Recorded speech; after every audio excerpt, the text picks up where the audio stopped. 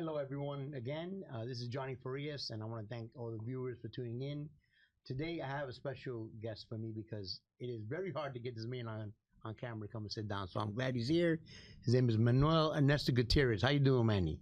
Thank you for having me, Mr. Farias. It's a pleasure to be here at the community newspapers.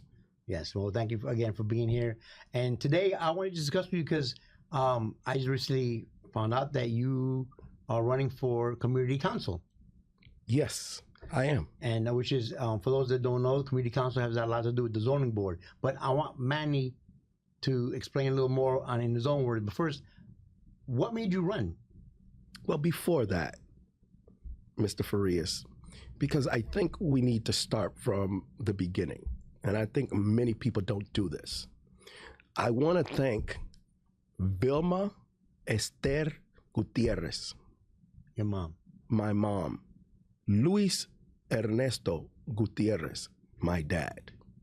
These are quiet heroes. My mom is one of the most humble people I've met in my entire life, and I've been to 4 continents in 36 states. And the quiet heroes, we have them all over this country. My story is a different story, but it's not unique. It's an American story. My dad came to America, to Miami, as an athlete. He was a thoroughbred racer. He was a jockey. And at the age that he came, he was successful back in Panama. But he decided, along with my mother, to give us a different lifestyle. And the reason I say my mom is probably the most humble person I've ever met in my life is because my mother was a high-level professional. She was an accountant when she was in Panama and came here to the United States to make beds. She was a maid. And what that told me, once I became aware, once I became an adult, the type of resiliency, the type of power she had in her to say, no matter what, my boys, I'm gonna give them something different. And they were not destitute back in Panama. My father was a highly successful jockey and my mom was upper middle class. But they saw a different thing. They saw America as a place where their kids could become anything. So to my parents, a mi mamá y mi papá, Vilma Esther Gutierrez y Luis Ernesto Gutierrez, ellos son los héroes que están en este país, que son calladitos, que nunca van a tener una boleta, nunca le van a dar un premio, pero esos son los héroes en este país. Hay millones de esos héroes. Y yo tuve 2 en mi casa. I had 2 of those heroes in my family, in my house, that sacrificed their own to give me and my brother an opportunity. Now, the question was, why did I decide to run? Yes. So it's simple. I've been involved in politics at a lot of levels. International, national, state, county, city. So I can talk about these things very fluently.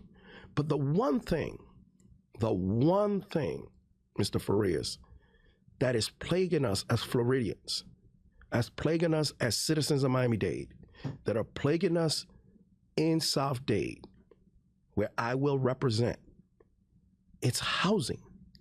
So that's why I chose a planning and zoning board position, because at this point, when people are spending over 50 and 60% of their take-home pay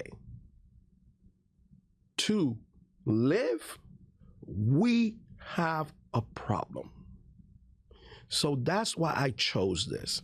I have had friends ask me, say, Manny, what are you doing? And I said, there's a reason we have a crisis in our community. And I want to be part of that solution. A lot of us need to get in the fight, and not fighting. I'm not talking about fighting. I'm talking about becoming solution-based citizens. Elected officials are, first and foremost, citizens of the community. So that's why I chose it. Okay, and I want to thank you for what you said. And you're right. As many people as I interviewed, I've never heard what you just said for their mother and father. And you're right. We have a lot of millions of those quiet heroes at home. Yeah, my parents are the genesis of who I am, not because they had me, is because it was their example, quiet example. They didn't speak a lot, but they showed it to you through action. No, I agree. And we're going to go back to the community council in 1 second, but just for the viewers, so they know, this is a humble man here, and I've known him for quite some time. He's a Navy veteran, a CB, and I want to thank you for that. Thank you. So I know I have made your parents very proud. I'm sure of that. Not only because of the type of son you are, but because of the service you gave this country. Thank you. And I do want to touch on that. Outside of being a parent, that's the greatest thing I've done in my life. And I've been out of the service 20 odd years, 26 years. So when people ask me about my parent, I say I have two fathers, Luis and Uncle Sam. Because, and this is not a unique story, right? It's just a different story. I graduated high school June 20th of 1990.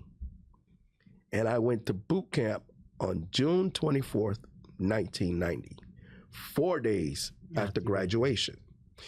And the genesis of that, it goes back to my parents. They didn't know. They were fairly new immigrants within a decade and a half. But I knew that I had to do something to pay back what this country provided for my parents. And in turn, provided for me and my brother and I. So my service is very sacred to me. Now we'll talk about that in another show. But it's sacred to me because outside of my parents, everything that I am today is because of the U.S. Navy. Now, I do have a joke here. Navy men and women, we wear white because we're smart. I know what you mean. I was a sonar tech in the U.S. Navy, so yes, and I'm just whites. I know what you get. But yeah, so thank you a lot for that, Manny. Now back to community council. So you're running. What do you foresee as that South Day should look like, especially with the housing crises? I know you're going to have a lot of builders and developers that are going to come in front of the board.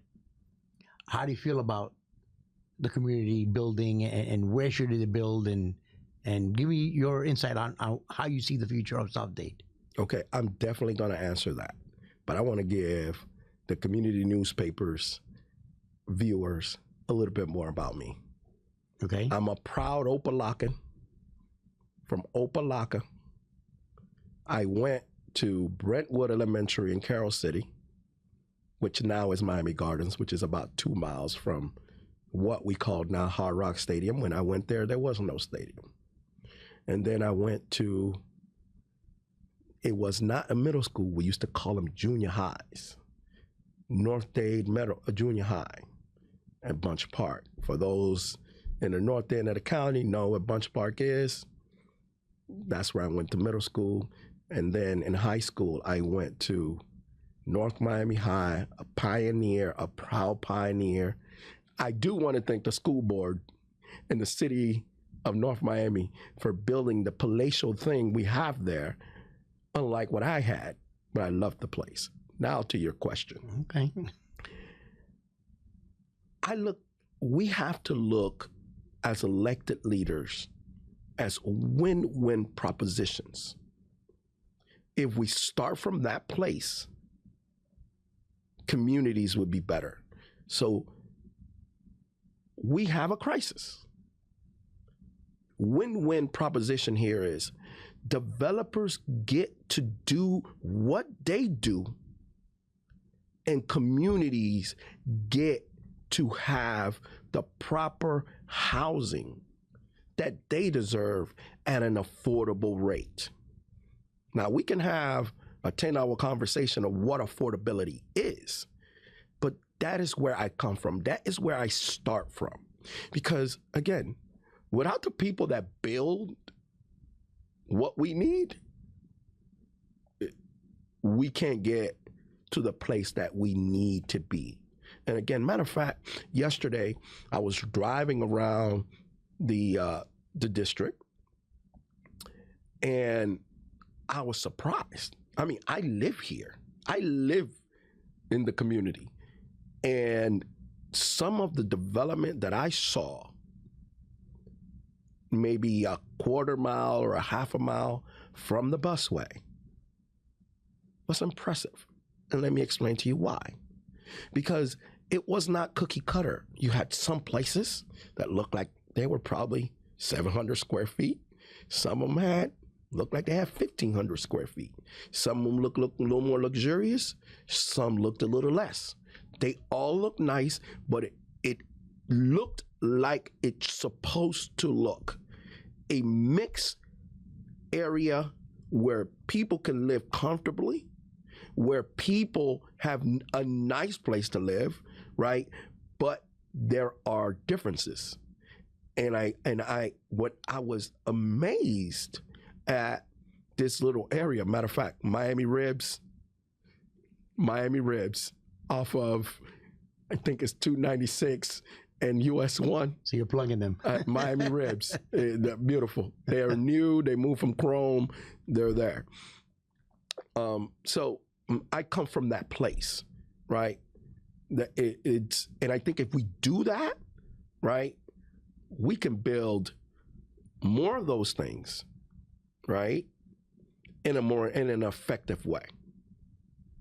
Okay, but more of the things you're talking about on the bus with the South Corridor. The South Corridor, which will be the rapid bus transit, right, that it's being built. Okay, well, and I'm glad that you ran it up, because that's on a segue I want to go to next, which is the CDMP.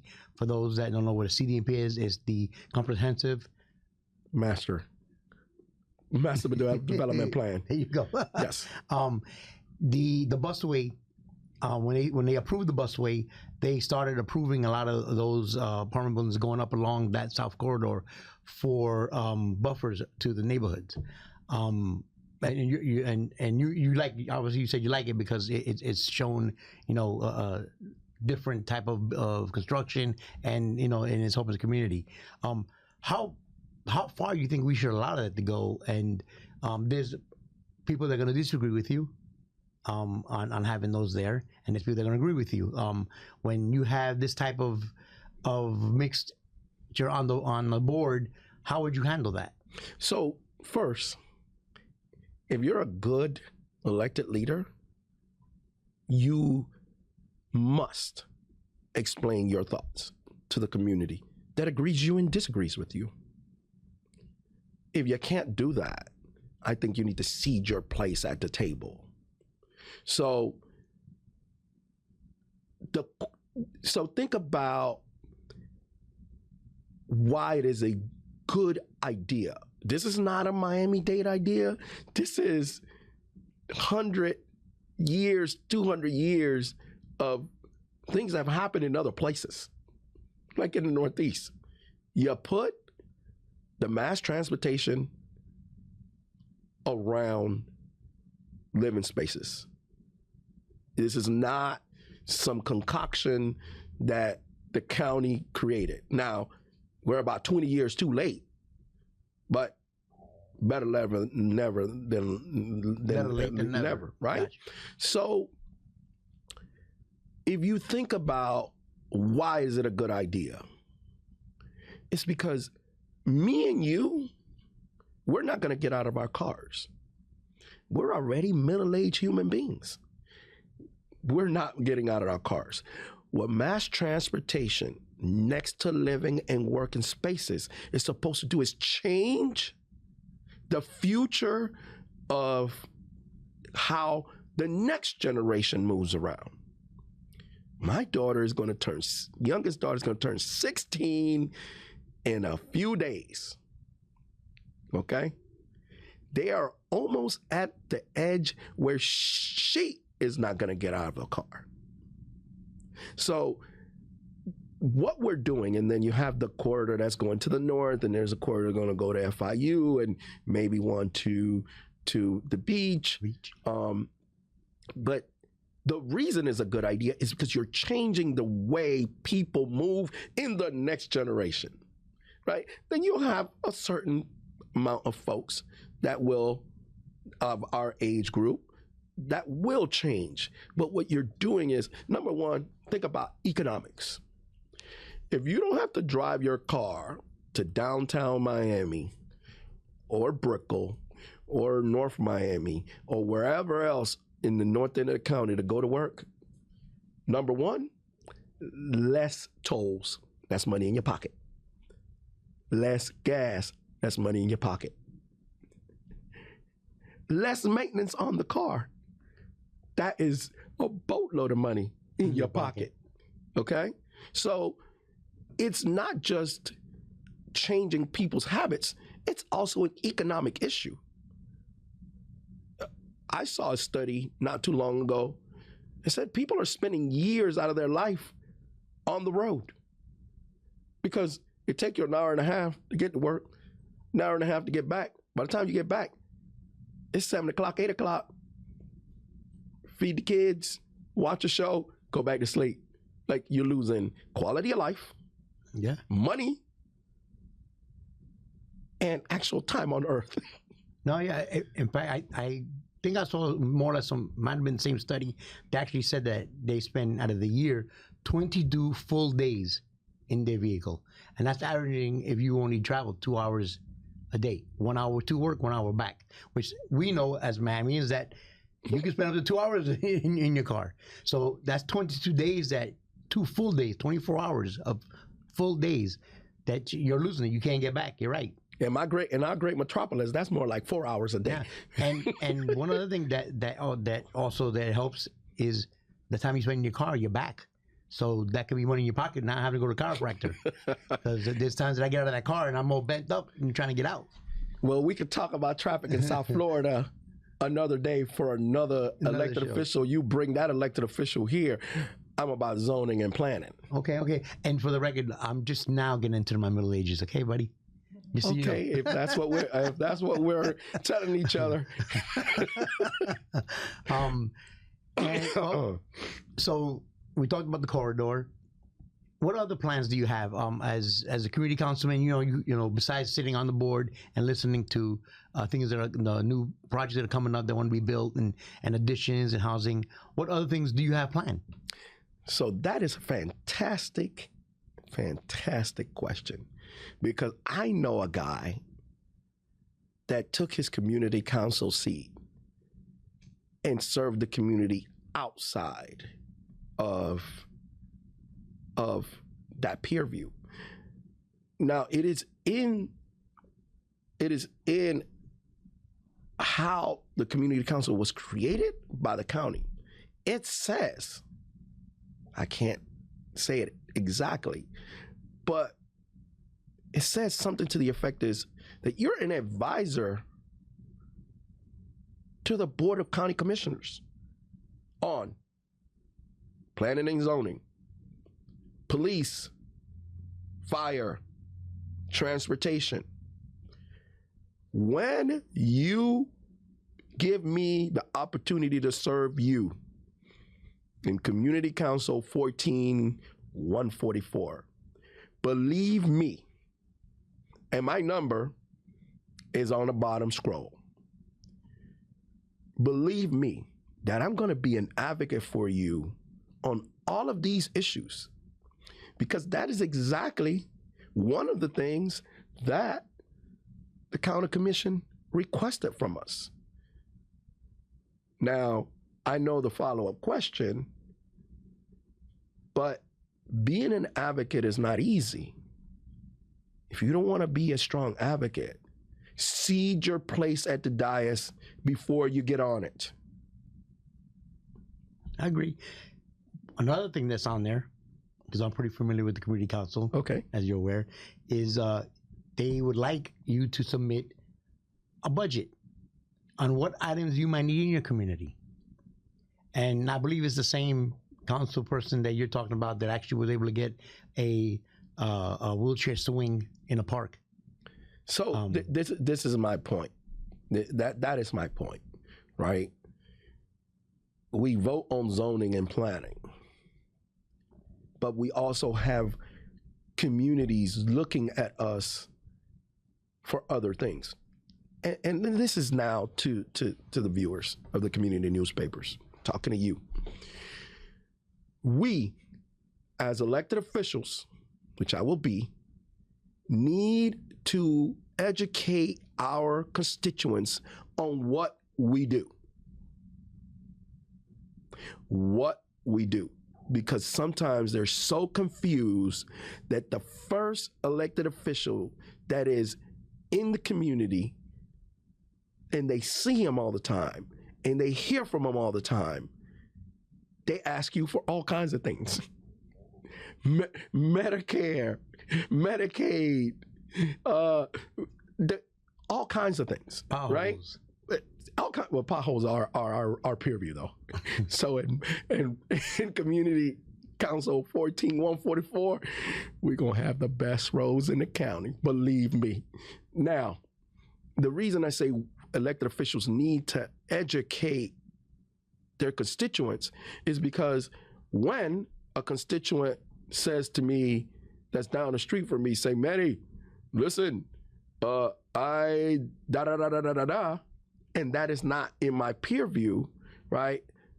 They just know me. They're like, Manny's elected to something. He got to fix it.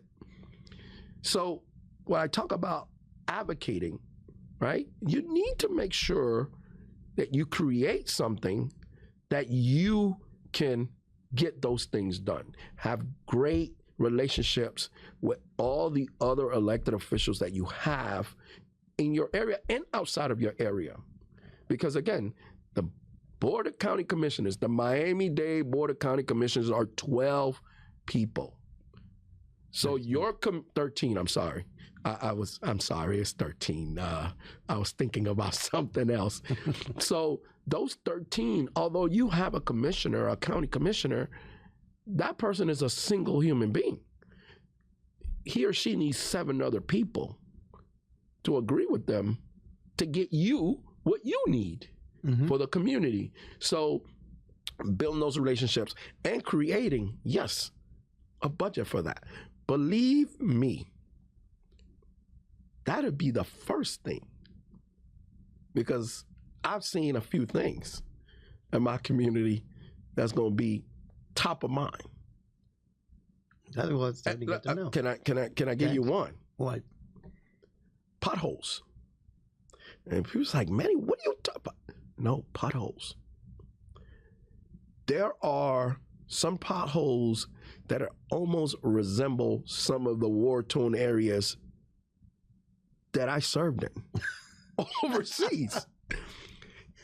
Okay, why is that important? It's not. Yes, it's superficial, but it's also an economic problem. People are losing tires, chassis. I mean, that stuff costs money. I agree with you. Tires are between $200 to $400. Alignments are between $200 to $600, depending on what kind of car you have. Maintenance on your vehicle, it's a problem. No, you're absolutely correct. I agree with you. I know quite a few people that have called about that. And they go, who can we call in the county about that? Because it's a county issue. And you go into there, you lose a tire, like you said, or even worse, cause an accident. Yes. So no, I agree with you. I got a question for you, which you probably have heard before, and I would like to see how you answered. The community council, you don't get paid. You don't get reimbursed for anything. Everything you do has to come out of your pocket. So people might say, why are you doing it for, Manny? So let me return to the original reason when you asked me why am I running, right? Because we have a crisis in our community. And I know I'm uniquely able to put my 2 cents, my experience, and any politician that tells you they can fix it by themselves, they're lying to you. But you need to bring your expertise to bear to fix problems. Now, it doesn't, yes, you know going in that it doesn't pay. So anyone that's crying about that, then again, cede your seat before you get on the dais. And as a Navy USCB, I'm pretty sure you're good at resolving problems, especially like that. So we're gonna resolve some problems. Okay. And yes, people are like, well, and I've heard this before, right?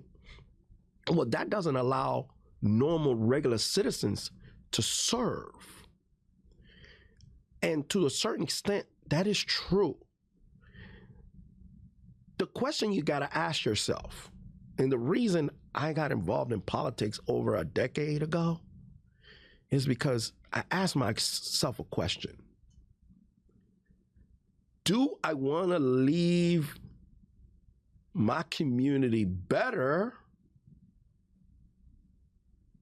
for my children and grandchildren and future family members better?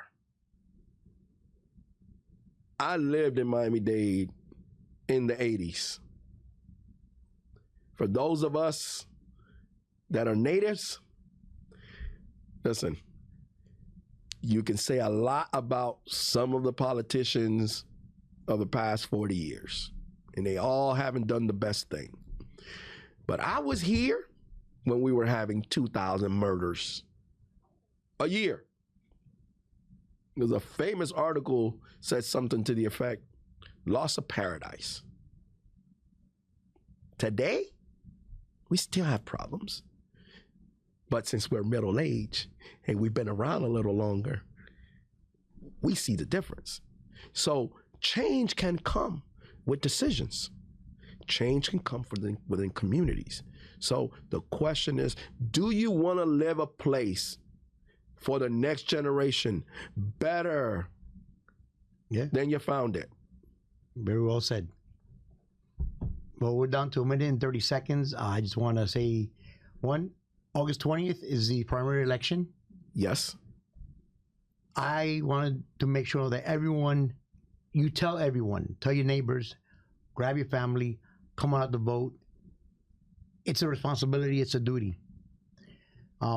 We are the ones we ourselves have the power to change things by electing people that want to do the change, that are going to do the right thing. If you don't come out to vote, honestly, then you can't complain about how things are because you didn't do your job.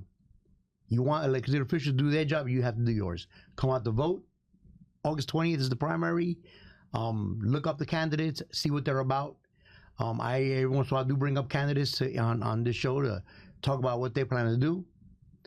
So please come out. Manny, 40 seconds. Anything else you want to say?